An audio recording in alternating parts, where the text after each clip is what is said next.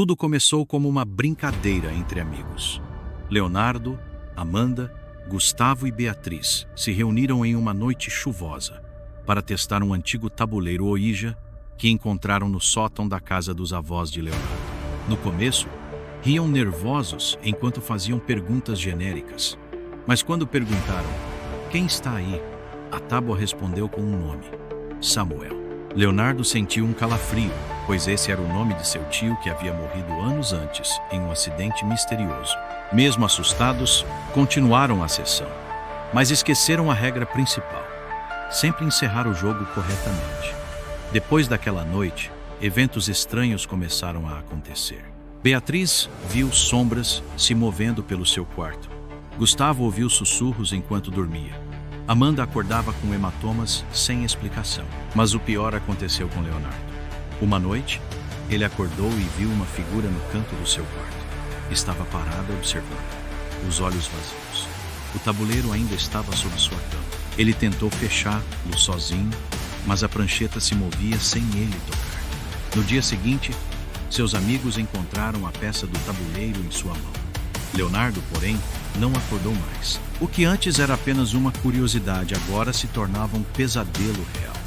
A família de Leonardo tentou procurar explicações médicas, mas nenhum exame revelava a causa de sua morte. Os amigos decidiram queimar o tabuleiro. Mas, no momento em que as chamas começaram a consumir a madeira, um grito assustador ecoou pela casa. Desde então, a casa dos avós de Leonardo permanece vazia, pois aqueles que tentaram morar lá relataram ouvir sussurros durante a noite.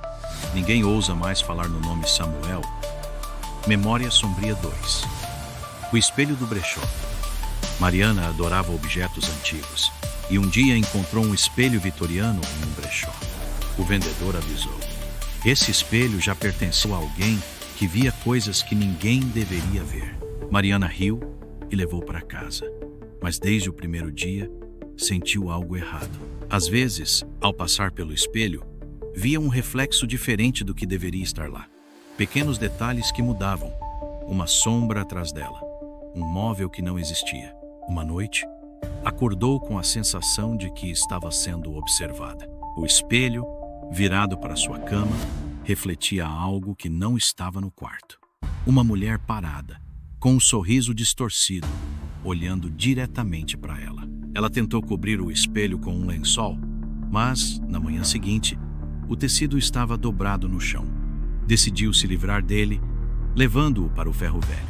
Mas quando voltou para casa, o espelho estava lá novamente, encostado na parede. Naquela noite, a mulher apareceu não no reflexo, mas em seu quarto. E Mariana nunca mais foi vista.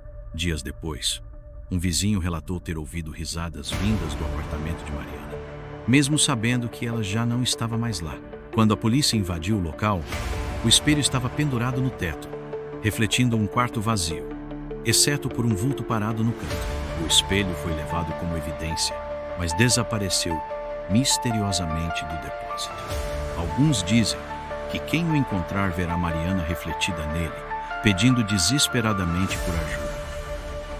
Memória Sombria 3. O Grimório e a Invocação Proibida. Daniel sempre foi fascinado pelo ocultismo. Um dia encontrou um grimório antigo em uma feira de antiguidades. As páginas estavam escritas em uma língua desconhecida, mas uma delas chamou sua atenção: um ritual para ver o outro lado. Ele acendeu as velas, fez os símbolos e leu as palavras. Nada aconteceu, ou pelo menos era o que ele achava. Nos dias seguintes sentia algo diferente. As sombras pareciam se mover, vultos surgiam em sua visão periférica. Então, começaram os pesadelos. Todas as noites via uma figura encapuzada sussurrando algo incompreensível. Mas a pior noite foi quando acordou e a figura estava sentada na beira da sua cama. Sem rosto, apenas um vazio escuro onde deveria estar sua face. Desesperado, tentou queimar o livro, mas as páginas não pegavam fogo. No dia seguinte, sua casa foi encontrada vazia, portas trancadas, mas o grimório estava aberto em cima da cama. O ritual ainda estava lá, esperando ser lido novamente. Algumas semanas depois, um novo morador se mudou para a casa. Na primeira noite, encontrou o grimório escondido no sótão, aberto exatamente na mesma página do ritual. Desde então, ele tem relatado ouvir sussurros e ver figuras no escuro. Parece que o que Daniel despertou nunca foi embora. apenas espera a próxima vítima. Memória Sombria 4. O desafio da Deep Web.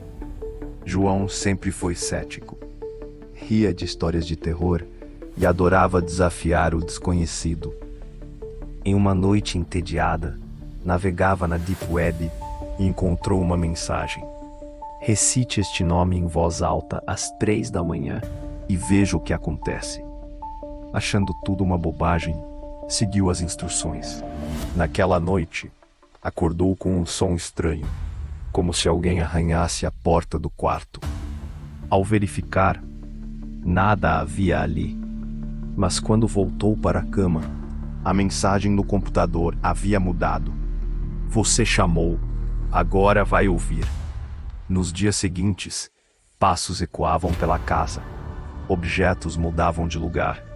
João ainda tentava se convencer de que era sua imaginação. Até que uma noite viu marcas de mãos escuras pelo teto do quarto. E então, os sussurros começaram. João decidiu abandonar sua casa, mas antes de sair, percebeu algo assustador. A câmera do seu computador estava ligada, gravando-o sem que ele tivesse ativado. O arquivo de vídeo mostrava sua própria imagem dormindo, enquanto uma figura negra surgia atrás dele. No dia seguinte, João desapareceu. Mas sua conta na Deep Web ainda está ativa, publicando mensagens que ninguém consegue rastrear. Relato 5.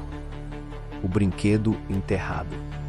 Carlos e sua irmã Ana brincavam no quintal quando encontraram algo enterrado. Uma caixa de madeira com um boneco de pano velho dentro. Pareciam daqueles brinquedos antigos, mas os olhos estavam costurados com linha preta e havia uma inscrição na tampa. Não o desperte. Curiosos, levaram para dentro. Naquela noite, Ana começou a falar sozinha.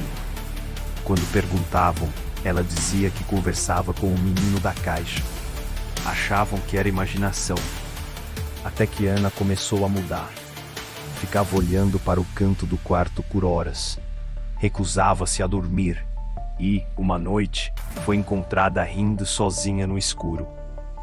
Carlos acordou com a irmã em pé, ao lado da cama, segurando o boneco. Ele quer brincar com você agora, ela sussurrou. No dia seguinte, Ana estava deitada na cama catatônica. O boneco não estava mais lá. E Carlos jurou ouvir passos leves durante a madrugada, sempre perto de sua porta, esperando